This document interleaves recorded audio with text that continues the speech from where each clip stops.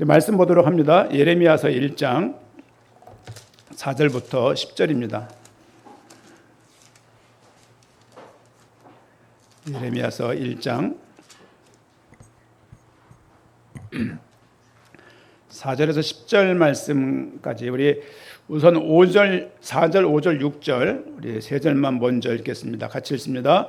여호와의 말씀이 내게 임하니라. 이르시되 내가 너를 모태에 짓기 전에 너를 알았고 내가 배에서 나오기 전에 너를 성별하였고 너를 여러 나라의 선지자로 세웠노라 하시기로 내가 이르되 슬프도소이다. 주 여호와여 보소서 나는 아이라 말할 줄을 알지 못하나이다 하니 7절, 8절, 9절, 10절 같이 읽겠습니다. 여호와께서 내게 이르시되 너는 아이라 말하지 말고 내가 너를 누구에게 보내든지 너를 가며 내가 내게 무엇을 명령하든지 너는 말할지니라. 너는 그들 때문에 두려워하지 말라. 내가 너와 함께하여 너를 구원하리라.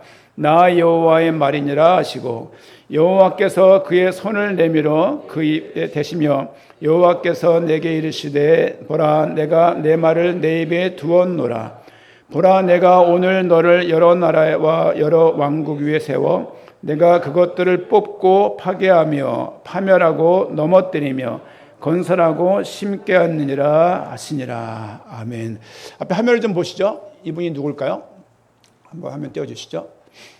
누굴까요? 어두운 그림 보니까 옛날 그림 같고 누군가 큰 고독 가운데 고민 가운데 이렇게 턱을 받치고 이렇게 한참 고민하고 있는 분인데 누굴까요? 네? 크게 말씀하세요. 예레미야 멘트해 보시죠. 렘브란트라는 사람이 화가가 그린 예레미야 아주 고민 가운데 빠져 있는 예레미야의 별명이 뭘까요? 눈물의 선지자 이렇게 불러요. 그래서 그 작가가 예를 들면 많은 걸 그리는 분은 아닌데 그래서 기독교 어떤 성화라고 말하시죠. 예레미야를 대표작으로 그리고 있다고 합니다. 멘토해 주시죠. 예레미야 누구이냐면 요시야, 여호아하스, 여호야김, 여호야킨, 시드기야 5명의 왕 시대에 선지자 역할을 했던 사람이에요. 쉬운 얘기는 뭐냐면 옆에 주의 부르심을 받고 지금은 뭐 어렵지 않지만 그러니까 선지자라 40년 이상을 사역을 하시면서 요시야 왕 중반쯤에 640년, 608년이 어떤 의미가 있냐면 남유다가 586년도에 망해요. 그러니까 나라가 망하는 것을 본인이 알고 있는 선지자인 거예요. 이제 이 말을 정권 때마다 말을 하는 거예요. 우리나라 망한다고. 결국 나라가 586년도에 망해요. 생각해 보십시오. 저희 영광의 복음교회 성도님 중에서 우리 교회 망할 거야. 올 때마다. 목사님, 우리 교회 망할 거야. 장로님, 우리 교회 망할 거예요. 아니면 어느 가정의 아들이 아빠를 향해서 아빠, 우리 집 망할 거예요. 우리 집이 망했어요. 이렇게 말을 하면 어떤 상황에 도달하겠냔 말이에요. 전도하면 구원받는다는 말을 하게 되면 예레미야 같은 경우는 전도는커녕 오히려 모든 사회적으로 그리고 정치적으로 그리고 어떤 믿음의 터에 있는 많은 제사장들한테 항상 저주를 받고 왕따를 당했던 대표적인 인물이 누구냐? 그 사람이 예레미야입니다. 그래서 눈물의 선지자인 거예요. 울 수밖에 없는 상황이에요. 지금 나라가 어떤 상황이었습니까? 남유다가 이미 북이스라엘은 망했어요. 722년도에 망했고 쉬운 말로 말하면 북한이 망하고 남쪽에 지금 두려운 가운데 있는 거예요. 그때 한 선지자 나타나가지고 하나님이 도우실 것이다 안전해라 라고 말하면 되겠는데 하나님이 망할 거라는 말을 예레미야에게 주신 거예요. 이 말씀을 전달하는 것은 예레미야 상황에서 쉽지 않은 상태였습니다. 예를 들면 그 나라 남유다에 어떤 문제가 있었냐? 우상 숭배가 있었어요. 우상 숭배 뭐 아무 때나 있는 거 아닙니까? 성전 내에 성막이 있는데요. 성전 내에 우상이 들어와 있었어요. 무슨 얘기냐면 이 교회 예배당에 이렇게 있는데 저 목양실에 우상이 있는 거예요. 제가 예배 오기 전에 아이고 이러고 들어오는 거예요. 예를 들면. 그리고 초등부실 가면 뭐가 딱 이렇게 우상이 걸려 있는 거죠. 그런 상황입니다. 우상 숭배가 가득했다. 어떻게 말씀하시냐면 생수의 근원을 너희가 버렸다. 스스로 너희가 빠질 웅덩이를 팠다. 이렇게 예레미야를 통해서 말씀도 하십니다. 또 어떤 문제가 있었냐면 형식적인 신앙이에요. 이번 주에 제가 그 수요일날 전했던 새벽에 봤던 말씀인데요. 우리에겐 성전이 있어. 나는 예배 다녀. 난 세례 받았어. 나는 교회 다녀. 나는 저주 안 받아. 나는 괜찮아. 이런 거지 이제. 형식적인 신앙에 대해서 실제 사회적으로는 많은 불의가 있고 고아를 돌보지 않고 과부를 돌보지 않고 그리고 사람들의 피를 흘리는 역할들을 하면서 딱 성전에 왔을 때는 제사를 풍족하게 드림으로 해서 모든 죄를 덮는 거죠. 하나님은 그것을 이사야 때부터 말씀하셨고 예레미야도 본격적으로 우리 민족이 심판을 받을 것이다. 나라가 폭삭 망한다라고 말씀을 하고 있는 그런 선지자입니다. 타락할 건 말할 것도 없고요. 그리고 거짓 선지자가 많이 등장했어요. 뭐라고 말했냐면 우리나라 안 망해 그러는 거예요. 한 사람은 망한다 그러는데 대부분 다 99명은 100명 중에 한 명은 망한다고 말하는데 99명은 안 망한다라고 말하는 거예요. 그러니까 사역자끼리도 왕따가 되어 있는 거예요. 사역자들끼리도 교제가 불가능한 거예요. 그러니까 영적으로 얼마나 외롭고 사회적으로 또 하나님 앞에서 하나님 말씀을 따라간다고 하지만 이게 맞나라는 고민이 항상 있었기 때문에 그는 눈물을 흘릴 수밖에 없었다. 그리고 이스라엘 백성들은 이미 언약을 깨트린 상태에서 하나님과 멀어져 있는 상태를 지금 예레미야는 그 내용을 보고 있습니다. 5명의 왕을 거치는 거예요. 나라에 망하는 것을 예언을 할 걸 말씀해 주셨고 나라가 망하는 걸 봤고 망한 뒤에 포로가 된 것을 봤고 결국 바벨론이 남유다를 망하게 합니다. 북이스라엘은 아수르가 망하게 했고 바벨론은 지금으로 말하면 이라크예요. 이라크가 다시 남유다를 폭삭 망하게 해서 끌고 가는 거죠. 그 이라크가 이집트에 또 망해요. 결국은 예레미야는 애굽의 이집트입니다. 결국은 또 끌려가는 장면이 이 전체적인 배경 이야기라고 말할 수 있습니다. 첫 번째로 볼 말씀은 하나님께서 우리를 부르시고 성별하셨다. 여러분, 하나님의 목회자만 미리 부르는 게 아니고 우리 모두를 미리 아시고 우리 불렀음을 우리가 삶 속에서 인정함이 항상 있으셔야 돼요. 내가 태어난 것을 보고 하는 꼬락서니를 보니까 괜찮아. 그러니까 구원이 한 것이 아니고 하나님이 미리 아시고 지명해서 우리를 불렀다. 그렇죠? 그 은혜가 믿음이 있다는 것은 이걸 믿는 거예요. 그렇죠? 그러니까 이걸 믿기 때문에 우리가 전도할 수 있는 거예요. 여보, 한번 교회 가봐. 자기야, 교회 한번 가지. 얘 누구 아들아, 딸아. 또 가까운 지인들에게 말할 수 있는 그것은 뭐냐면 하나님이 이 인생을 향해서 또 다른 계획이 하나님의 부르심이 있지 않을까 싶어서 그 말씀을 대언하는 거예요. 사실은 믿는 시기가 다 다릅니다. 그렇죠? 예를 들면 내가 교회 나가서 무슨 병을 치유받았다 하더라도 그 병을 보고 있는 남편과 아내가 안 믿을 수 있습니다. 그렇죠? 또 너무 힘든 상황에서도 오히려 그 어머니가 아버지가 그 아들이 믿음 가지고 살아가는 모습을 보면서 오히려 그것이 힘이 되어서 하나님께 나오는 그런 영혼들도 있습니다. 오늘 5절 말씀 보니까 5절 말씀을 한번 보도록 하겠습니다. 내가 너를 모태에 짓기 전에 너를 알았고 태중에 생기기 전에 나를 알았대요. 내가 배에서 나오기 전에 너를 성별하였고, 성별은 뭡니까? 남자 여자 성별 말하는 게 아니라 구별하였다. 거룩하게 구별하였다. 그리스도의 의미가 뭡니까? 지명했다, 선택했다, 성별했다, 구별했다, 위임했다, 위탁했다 의미가 있는 거예요. 그 사실이 우리에게도 있는 거예요. 우리를 배에서 나오기 전에 너를 성별하였고 너를 여러 나라의 선지자로 세웠다. 잘 보시면 하나님께서 나를 미리 알았고 나를 성별했고 나를 세웠구나. 이 부분을 말씀을 좀 볼 수 있어야 되겠습니다. 하나님의 부르심은 시간 공간을 초월합니다. 인간이 그런 거 있지 않습니까?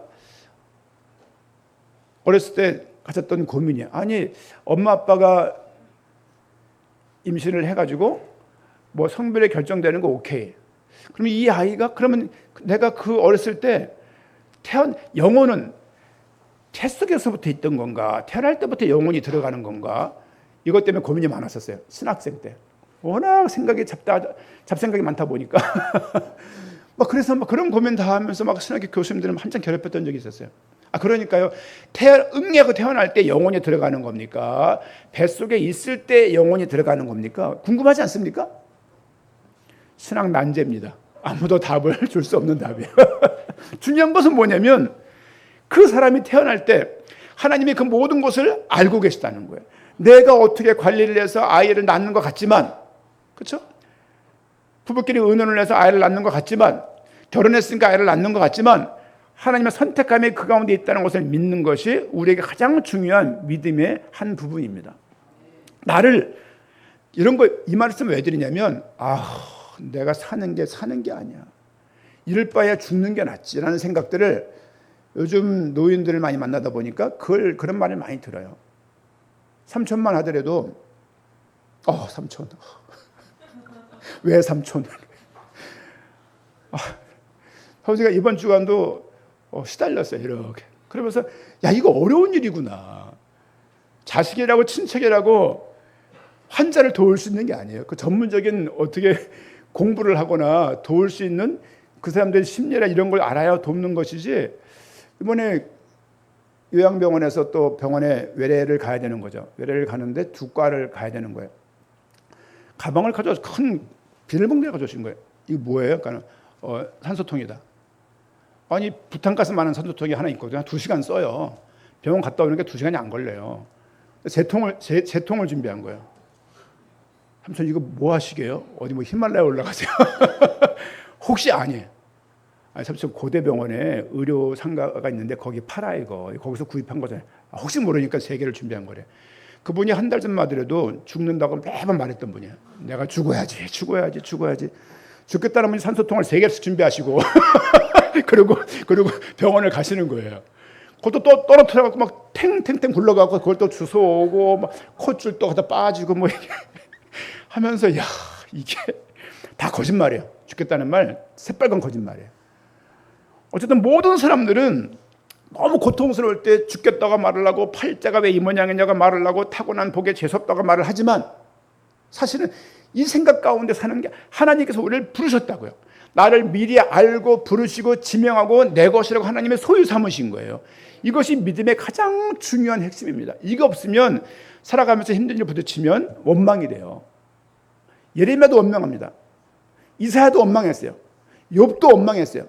내가 배 안에서 그냥 탁 죽어버렸으면 내가 왜 태어나가지고 이렇게 고생하는가라는 고민들을 하고 있을 정도의 어려움이 삶 가운데 있는 거예요. 억울한 일 당해보십시오. 돈 조금 사기 당해보십시오. 정말 피를 토할 일이 한두 가지입니까? 아들이 딸이 눈 뻘게 고 되돌아보십시오. 이게 나서 겨우 키워놨는데 걔 비율을 맞추고 살아가야 되는 인생을 살아보십시오. 예를 들면 그런 가정이 많지 않겠지만 또 모르죠. 많을지도. 어쨌든 간에 그러니까 살다 보게 되면 삶을 저주할 일들이 한두 가지가 아닌 거예요. 근데 하나님께서 뭐라고 말합니까? 너를 내가 알았고 성별하였고 널 선자로 불렀다는 얘기는 단순하게 목회자가 아니라 하나님의 백성으로 우리를 부르신 거예요. 그 믿음이 우리에게 필요합니다. 알았다는 이야기는요, 단순하게 그냥 내 이름 알았다는 정도가 아니라 나를 사랑하시고 하나님이 나를 사랑으로 부르시고 내 삶 가운데 목적을 가지고 계시다는 거예요. 여러분 누가 생로병사의 길을 피할 겁니까? 그렇죠? 병원을 다니시면서 그런 삶을 살면서 결국은 이런 과정들을 통해서 하나님을 알아가는 과정들을 우리에게 주셨다는 것을 믿는 믿음을, 그 성숙한 믿음을 우리가 가질 수 있어야 됩니다. 왜 해방되었는데 광야를 우리에게 주시냐고요. 예? 출애굽을 했으면 어마어마한 역사를 보여서 물을 갈라서 바다를, 강이 갈라진 게 아니에요. 홍해요, 홍해. 바다 해자입니다. 한강이 아니고 압록강이 아니고 홍해라고요. 바다가 쭉 거의 30km가 갈라진 거예요. 바다가. 거기를 지나간 거거든요. 여러분 말이 30km죠. 여기서 행신까지 해봐야 10km 됩니까?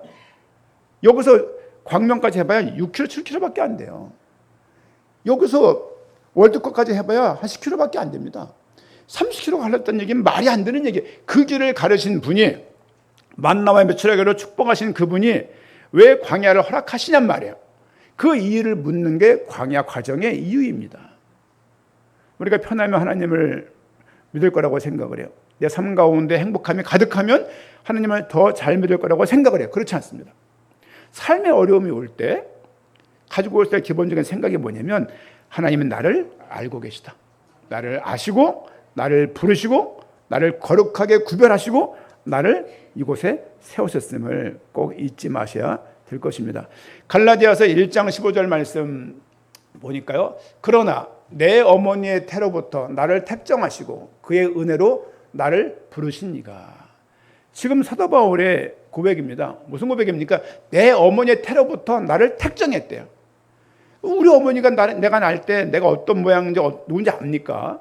의사를 통해서 겨우 성별을 아는 거 아닙니까? 하나님은 우리 미리 아셨다라고 사도 바울이 고백을 하고 있습니다. 에베소 1장 4절 말씀 보니까 곧 창세전에 그리스도 안에서 우리를 택하사 우리로 사랑 안에서 그 앞에 거룩하고 흠이 없게 하시려고, 우리 흠이 없게 하시려고 그런 과정들을 허락해 주셨다라고 믿으셔야 돼요.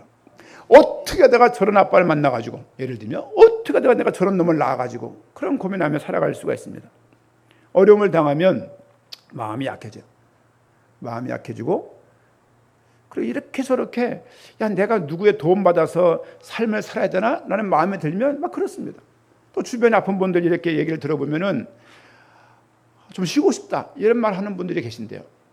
그러니까 믿음이 있으니까 차마 죽고 싶다는 말을 할 수는 없고 하시는 말씀인 거죠. 쉬고 싶다, 쉬고 싶다. 그러니까 그 말을 우리도 인생을 살아가면서 한두 번은 하게 될 날이 반드시 있을 거예요. 그렇죠? 저 요양원에 계신 분들이, 그분들은 거기 가려고 준비되고 택정된 사람입니까? 아니요. 여러분 건강관리 잘하세요. 그렇죠? 술, 담배 하지 마십시오. 왜? 그게 신앙을 떠나서 좋지 않아요. 좋지 않고 스트레스를 받지 말래요. 어떻게 안 받냐고. 근데 순간순간 여러분의 말씀을 통해서 말씀을 담고 말씀을 묵상하고 말씀을 기억함으로 이런 말씀의 의미가 우리 삶 가운데 담길 때 그때 말씀을 의지할 수 있는 힘이 생겨요. 그때 내게 있는 문제를 돌파할 수 있는, 이해할 수 있는 힘이 생긴다고요. 그게 아니면요, 막 생짜배로 부딪히면요, 젊을 땐 견디죠. 조금 전에 보시면 그 모든 스트레스, 그런 모든 과정들이 몸에 큰 병 됩니다. 저도 어떤 인생의 타입이냐면 젊어 고생해야지 이런 타입이에요. 근데 어느 날 반대말을 알게 됐어요. 젊어 고생은 늙어 큰 병 됩니다. 젊어서 팔 많이 썼으면 이 팔 문제 와요. 젊어서 저도 걱정하는 부분인데 조리를 늘 하게 되면 늘 불 앞에 이렇게 있잖아요. 어디가 나빠질까요? 폐가 나빠져요. 또 돈이 생각할 때 저 폐 나빠질 건데 그런 생각을 아버지에서 하는 거예요. 예를 들면 그나마 너무 좁은 공간이 아니니까 다행이지만 그 좁은 공간에서 음식을 주부들 맨날 가스레인지 앞에서 국 끓이고 못 끓이는 거 별거 아닌 거 가지고 쌓이면 폐 문제 옵니다. 삼촌이 지금 폐가 문제 있는 거 아닙니까? 폐는 난치병이에요. 이게 쉬운 게 아니구나. 이게 생각을 해보게 되면 젊어서 병이, 저 보십시오. 도서관 사서 늘 책 정리하고 먼지 속에 들어가서 젊은 혈기에 막 책 옮기고 먼지 풀풀 나는데 보입니까? 책 먼지가? 지금 드글드글 해갖고 지금 목이 그렇지 않습니까? 그러니까 이게 손목을 타이핑 같은 거 많이 해보십시오. 손목에 문제 와요. 또 하이힐 많이 신어 보십시오. 그 발의 변형이 문제 오지 않습니까? 그러니까 이게 젊어 고생은 늙어 큰 병 된다는 것을 알게 되는 거예요. 무거운 거 막 들지 마세요. 왜냐하면 늙어 병됩니다. 삶을 살다 보면 그걸 생각합니까? 중요한 건 뭐냐면 하나님은 나를 미리 부르시고 미리 아시고 나를 부르시고 구별하셨다. 그 하나님은 나와 지금 함께 계시다는 것을 늘 잊지 마시기를 부탁을 드립니다. 다음 두 번째는요, 현실 속의 나의 모습을 좀 생각해 봤으면 좋겠어요. 현실 속의 나의 모습. 하나님이 부르셨다고 말하는데 지금 6절 말씀 보니까 우리 에레미야 이야기입니다. 내가 이르되 슬프도소이다. 주 여호와여 보소서. 당신은 나를 불렀지만 나는 아이입니다. 나는 아이여서 부족해서 정말 말할 줄을 알지 못합니다. 난 너무나 부족해서 내가 어떻게 이 부르심을 감당할 수 있겠습니까? 라고 말하는 거예요. 그런 분들 있지 않습니까? 교회 나가자 그러면 난 교회 못 나가. 나 같은 사람은 교회 못 나가. 그런 분들이 있어요. 기도해 주셔야 돼요. 예레미야도, 여러분 이사야도 그랬어요. 부르심 가운데 아멘이라고 하지 않아요. 하나님이 부르셨으면 일반 사람이 부르는 느낌이 아닐 거 아니에요. 근데 사람이 불러서 야 용식아 이렇게 부르는 부름이겠습니까? 내가 알 수 없는 아주 창조적인 초월적인 부르심이 있는 거 아니에요. 그럼에도 불구하고 우린 내 모습에 딱 잡히기 너무 쉬운 거예요. 우리 연약함에도 불구하고 하나님이 우리를 불렀음을 꼭 기억하시고, 나는 아이라 말할 줄을 모른다. 난 사명을 거부하겠습니다. 이 일을 감당할 수 없습니다. 이 상황 속에서 하나님께서 내 삶의 이 문제를 어떻게 할 겁니까? 이거 하려면 돈도 필요하고 상황도 필요하고 내가 지금 병원 가면 되겠습니까? 등등등. 이런 일들이 얼마나 많습니까? 출애굽기 4장 10절 말씀 보니까 모세의 이야기가 나옵니다. 모세가 여호와께 아뢰되 오 주여 나는 본래 안 보여요. 그렇죠? 뭡니까? 본래 말을 잘하지 못하는 자니이다. 꺼먹으니까 안 보이네요. 나는 보세요. 모세가 하는 말이 뭐냐면 나는 빽이 없습니다. 나는 뭐 연봉이 부족합니다. 건강이 이런 얘기가 아니고 나는 말을 잘할지 모른대요. 여러분 생각해 보세요. 40년간 광야에 도망 다니면서 부시맨처럼 원시인처럼 광야에 산 거예요. 왜냐하면 걸리면 본인이 감옥에 갈 수 있으니까 도망자로 40년을 산 거예요. 어떤 삶을 살았겠습니까? 대화할 사람이 있었겠나요? 도망 다니는 누구랑 대화하냐고. 그러다 보니까 사회적인 자기 만족도도 훅 떨어진 거예요. 자기 효능감도 자존감도 확 떨어진 거예요. 이 상태에서 지금 모세를 하나님이 굳이 모세를 부르시는 거예요. 아니 준비된 사람을 부르지 모세를 왜 부르시냐고요. 모세가 하는 말입니다. 나는 말에 능하지 못합니다. 하나님께서 나를 부르신 것은 착각인 것 같습니다. 이렇게 말을 하고 있는 것이 모세의 마음입니다. 예레미야뿐만이 아니라 모세 또한 그런 말합니다. 고린도 후서 12장 9절 말씀 보니까 나에게 이르시기를, 또 안 보이네요. 뭡니까? 하나님 말씀이 뭐냐면 부족함을 강구했는데 주시는 답은 뭐냐면 내 은혜가 내게 족하대요. 아니 내가 좀 필요한 게 있다고 말하는데 됐다 그냥 그거는 만족해라고 하시는 말씀을 어떻게 받을 수가 있겠냐고요. 여러분 삶을 살면서 기도해 보십시오. 하나님 직장 이게 힘들어요. 살면서 이게 힘들어요. 하나님은 저 인간 때문에 힘들어요. 하나님 이 인간 때문에 힘들어요. 라는 말을 쭉 하는데 답은 없고 계속 드는 생각이 내 은혜가 내게 족하다. 이 정도면 됐지라고 들려오면은 감사하겠냐고요.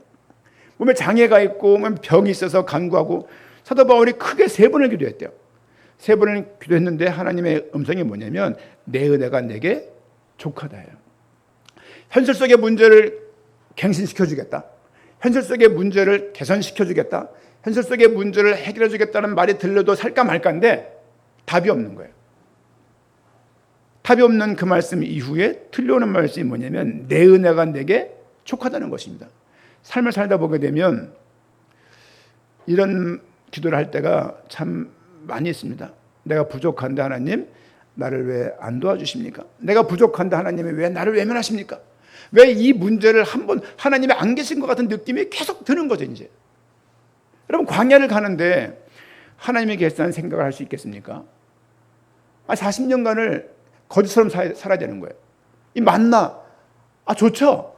근데 내가 먹을 거를 내가 벌어서 내가 이렇게 하는 것이 아니고 늘 똑같은 만나 메추라기 이거 40년간 먹는 거예요.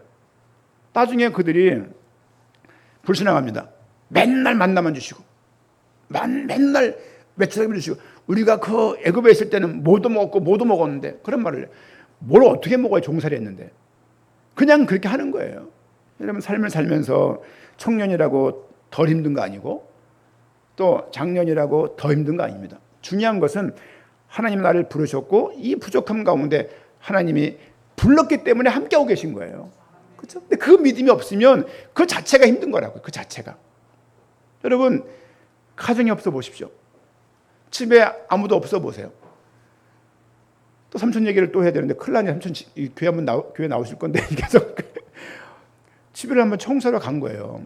3년 전에 외숙모가 돌아가시고 집이 방치된 거죠. 세탁기가 멀쩡히 있는데 그걸 돌릴 줄 모르세요. 그냥 버튼만 누르면 되는데 그걸 힘이 없는 거야. 그걸 또 우울증까지 있으시니까, 노인 우울증까지. 그러면서 집안을 청소하는데, 야, 우리 애들 다 같이 갔어요. 대현이하고 도훈이가만 갔네요. 가서 막 그거 보는데 바퀴벌레 사체가, 바퀴벌레가 그냥 뭐 뭘 들을 수가 없어. 우우 막 그러는데, 야, 이게 뭐, 야, 이게 집인가? 아, 노인의 집이 이런가? 아, 남자는 혼자 못 사는구나 생각을 또 하게 됐어요. 물론 여자가 청소해준다는 말은 아니지만, 그러면서 느끼는 생각은 뭐냐면, 혼자 얼마나 외로웠을까? TV를 보면 재밌었을까? 음식을 사 먹으면 냉장고에 피자 한 판이 있어요. 그대로 곰팡이 슬어 있어요. 피자를 누구랑 먹어? 그거 보면서, 야, 그러니까 이게 남의 일이 아니잖아요. 아, 나중에 뭐 제가 아니면 현사모가 돈 대원 다운 다 자기 삶에 바쁘고 그럴 거 아니에요. 연락처들 하겠습니까? 그러면서 피자를 사놓고 뭐 제가 먼저 갔으면 현사모는 피자 좋아하니까 피자를, 이런 일이 벌어지겠는데. 여러분, 저만 당할 일이 아니라 여러분도 당할 일입니다. 이거 농담 아니에요. 우리 유성 권사님이 요양보호사 하시잖아요. 이거 많이 볼 거 아니에요.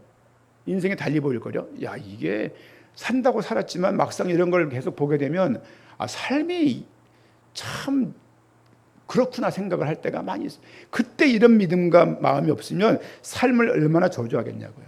그렇죠? 여러분, 지금 2도 받건 3도 받건 있나요? 뭐 그런 게 있다고 자랑하지 마십시오. 왜냐하면 어느 날 그 근육 다 빠지고 지팡이를 의지하고 워커, 보행 보조기를 의지하게 되고 나중에 휠체어를 의지할 날이 반드시, 이거는 축복은 아니지만 있을 것 같아요. 그게 삶의 모습이라는 거예요. 건강이 안 되면 어떤 것을 할 수 있겠습니까? 현실 속의 나의 모습은 가면 갈수록 약해질 것이고, 삶을 살아가면 살아갈수록 말도 둔할 것이고, 자꾸 뭘 까먹게 될 것이고, 병뚜껑든지 못하게 될 것이고, 뭐 하나 열려면은 아들을 도움 빌려야 되고, 바늘에다가 실기를 내면 또 누구 도움 받아야 되고, 이런 일들이 삶 속에 가득히 있을 것밖에 없습니다. 하지만 나의 연약함은 오히려 하나님의 능력을 드러낼 수 있는 그 순간임을 기억했으면 좋겠어요. 그렇죠? 우리의 능력은 우리의 능력으로 구원받고 우리의 능력으로 하나님께 나아가는 것이 아니고, 하나님이 함께 하시는 그 능력으로 근거해서 우리가 인생을 사는 거예요. 젊어서 단점이 뭡니까? 하나님이 안 보이는 거야. 너무 내가 할 수 있는 게 많아서. 노인이 되면 될수록 왜? 하나님께 더 가까이 가신 분들이잖아요. 등본상. 그렇죠? 호적 등본상 어른들이 하나님을 먼저 볼 수 있는 게 맞는 거잖아요. 예를 들면 주님 먼저 오시던가 우리 가던가 둘 중에 하나밖에 없지 않습니까? 중요한 것은 뭐냐면 내 연약함 가운데, 예레미야도 마찬가지예요. 내가 연약하여서 내가 주의 일을 할 수 있겠습니까? 내가 어떻게 감당할 수 있겠습니까? 나라가 전체 2만 나라가 망할 것을 망한다고 하는 이 일들은 나 전달을 하면 그들이 믿겠습니까?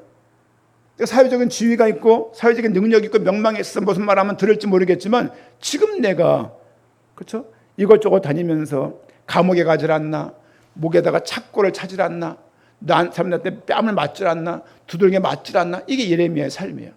그 많은 제사장들은 저는 거짓 선지자라고 말하질 않나, 많은 정치적으로 행정적으로는 예레미야의 입을 막으려고 계속 죽이려고 협박을 해요.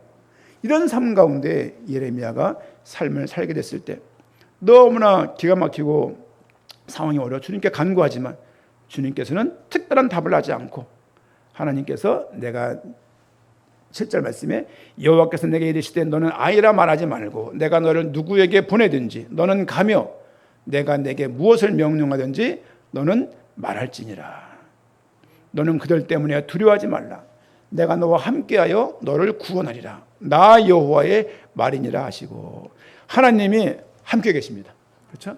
이걸 말씀의 의미가 다가올 때 이 확신이 커지는 거예요. 여러분, 아침 통독 시간들 잘 활용하세요. 아니, 아침 아니라 하더라도 여러분 리듬에 맞게, 여러분 주일날 설교를 2번 드리고요, 새벽에 설교를 3번을 하고요, 말씀 카드를 2번을 보내고요, 통독을 6일을 해요. 말씀을 들을 기회가 13번, 14번이에요. 그런데 나한테 말씀이 없다, 들을 말씀이 없다. 그렇습니까? 그렇습니까? 과연 말씀을 듣지 못할 준비가 혹시 마음속에 되어 있지는 않은지. 여러분, 하나님의 믿음이라는 것은 하나님의 나와 함께 하신다고 해서 기본적으로 믿는 믿음이 믿음의 가장 중요한 내용 중에 하나입니다. 하나님이 함께 계십니다. 다윗은 그런 말을 해요. 하나님, 내가 노인이 된 이후에 나를 버리지 마세요. 이 다윗의 고백이에요. 내가 노인이 된 이후에 백발이 가득한 그때 나를 버리지 마옵소서가 다윗의 기도입니다. 그렇죠? 그냥 이건 저 나라 이 나라 뛰어가서 모든 전쟁에 승리하던 다윗이 하는 기도입니다. 우리 인생 가운데 하나님이 나를 미리 아시고 부르시고 나를 세우셨다. 나를 하나님께 삶 가운데 함께 계심을 믿는 믿음이 한 주간 회복되고 그런 믿음을 갖기를 부탁을 드립니다. 세 번째는 말씀을 주시는 하나님입니다. 9절 말씀인데요. 9절 말씀 한번 읽겠습니다. 여호와께서 그의 손을 내밀어 내 입에 대시며 여호와께서 내게 이르시되 보라 내가 내 말을 내 입에 두었노라. 지금 예레미야는 부족하다고 말하는데 필요한 걸 채워달라고 말하는데 하나님은 말씀을 하시는 거예요. 말씀이 네 입에 있지 않냐. 야, 말씀을 내가 너한테 내 입에 뒀지 않았냐. 그의 손을 내밀어 내 입에 대시며 여호와께서 내게 이르시되 보라 내가 내 말을 내 입에 두었노라. 하나님이 함께하는 방식이 이런 방식이에요. 말씀을 주시는 거예요. 하나님 안 계신 것 같아요. 말씀이 없다는 얘기예요.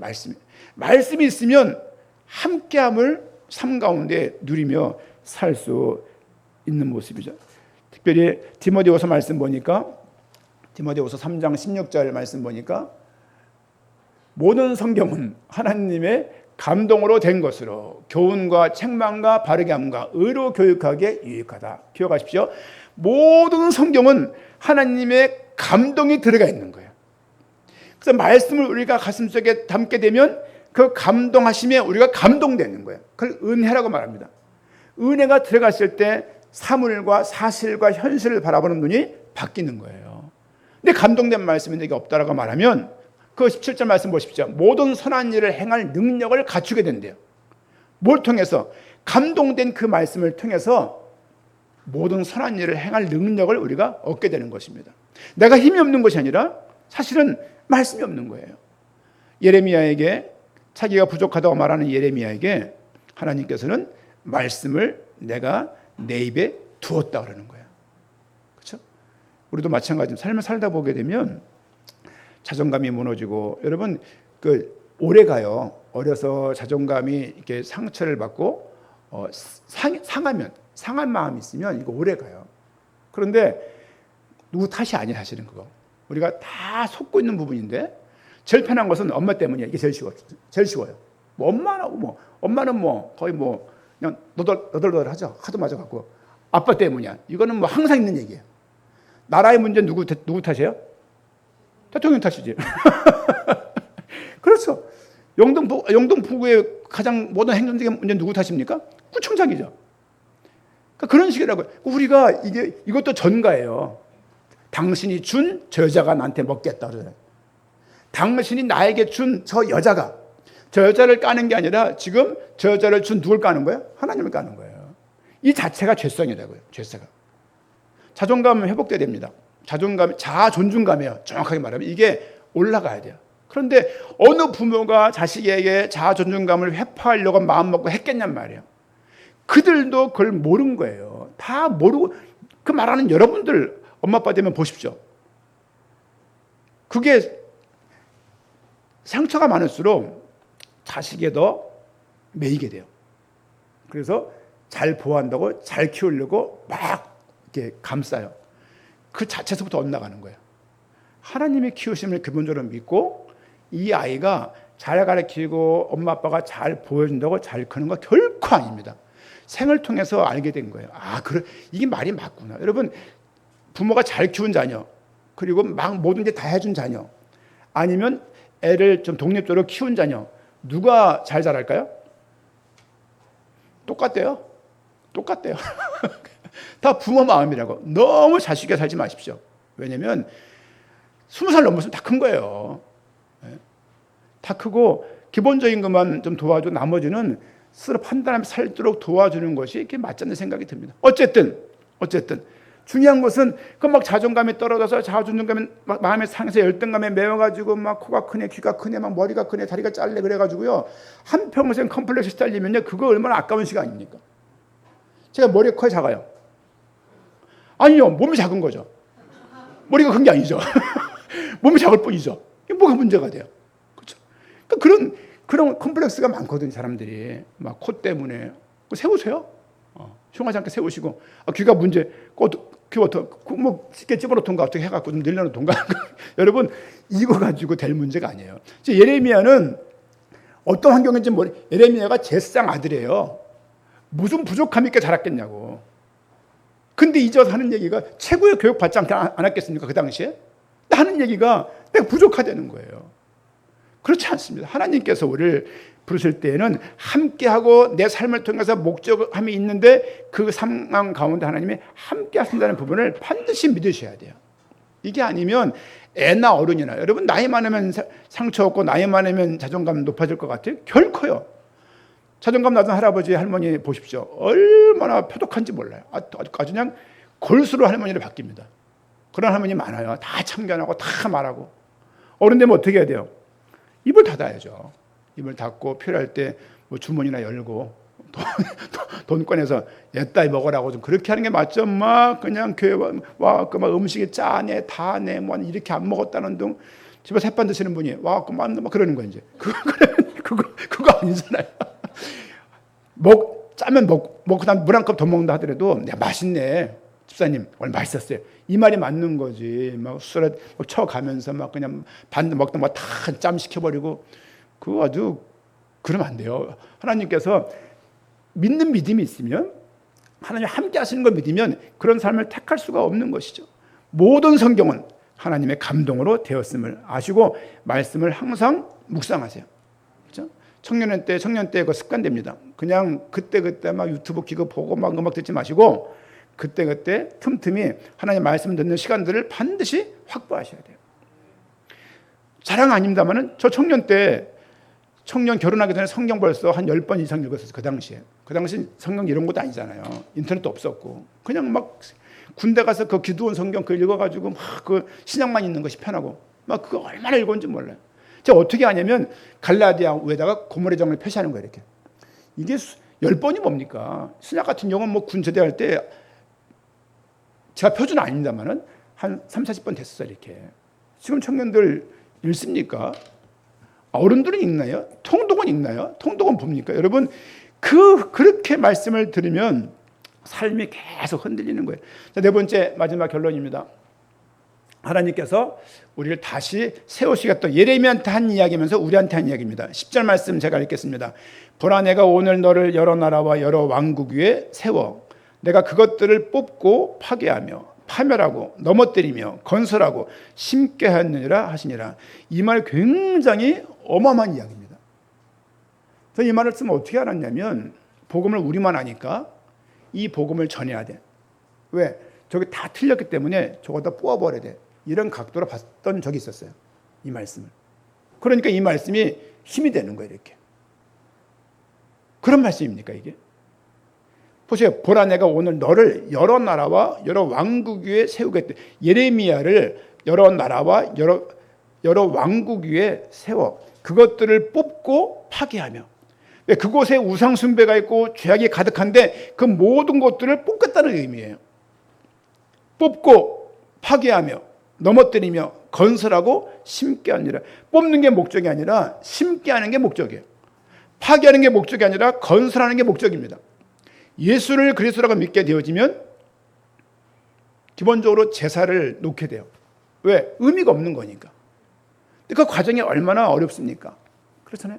결국은 예수님을 그리스도로 믿는 거 이거밖에 없는데 일주일에 한 번 예배 드린 것밖에 없는데 삶의 한평생 우리 가문이 믿어오던 그런 것들을 내가 거부할 수 있는 힘이 생기는 거예요. 제사를 거부하게 되어지고 그리고 운수, 사주팔자, 이사 갈 때 날짜를 보는 거, 무덤을 묻을 때 방향을 봐야 되는 거, 풍수지리 이런 모든 것들에 대해서 마음이 편해지는 거예요.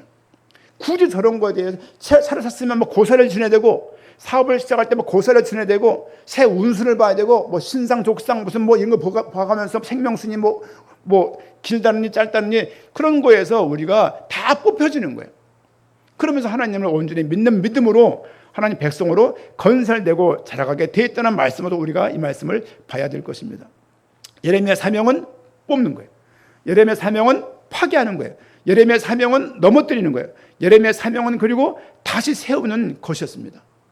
다시 세우기 위해서 메시아가 오심을 계속 전달을 하는 거예요. 하나님의 심판은 단순한 파괴가 아니라 새롭게 세우기 위한 전세입니다. 삶의 자세가 바뀌어요. 삶의 태도가 바뀌어요. 이 가운데 청년들은 한평생 살아갈 남편을 택하게 되는 것이고 한평생 살아갈 아내를 택하게 되는 거예요. 그런 믿음 가운데. 이거 없으면요 어떻게 살겠습니까? 그렇죠?